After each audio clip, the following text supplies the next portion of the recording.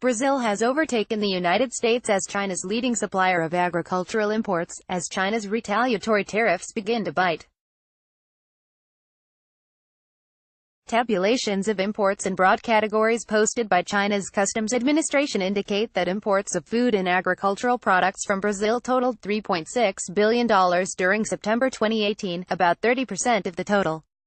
Imports from the United States were $625 million, a 5% share. China's imports from the U.S. normally fall to a seasonal low during the summer months. The September data are the first to reveal impacts of China's tariff retaliation.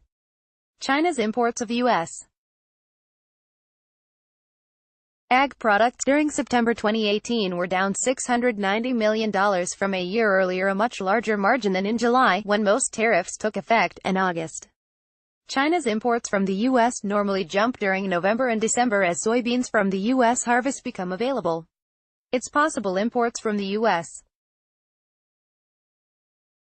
could be down year-on-year by as much as $2 billion during those months if China minimizes soybean imports from the U.S. China's imports of ag products from Brazil were up more than $1 billion YoY in September. Imports from Brazil have been up from last year in 4 of the last 5 months. Most of Brazil's dominance is in soybeans. In September, Brazil supplied 84% of China's imports in the category HS12, mainly soybeans, as well as other oilseeds and hay.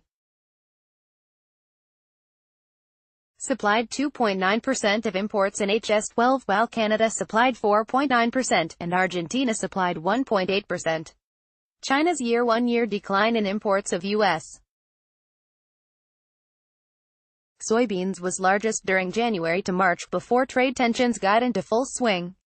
The real impact of trade tensions will become evident during the next 3 months, which are typically the peak season for China's purchases of U.S. soybeans. Brazil is also China's top meat import supplier. In September, Brazil supplied 28% of meat imports and the U.S. supplied just 2%. Other major suppliers were the European Union, 19.7%, Australia, 14.9%, Argentina and New Zealand, about 10% each. The decline in meat imports from the U.S. began in May, after the first tariff on U.S. pork was imposed. Apart from soybeans, China's imports of U.S. grains, animal hides, fruit and nuts, dairy, meat, and cotton were down from a year ago.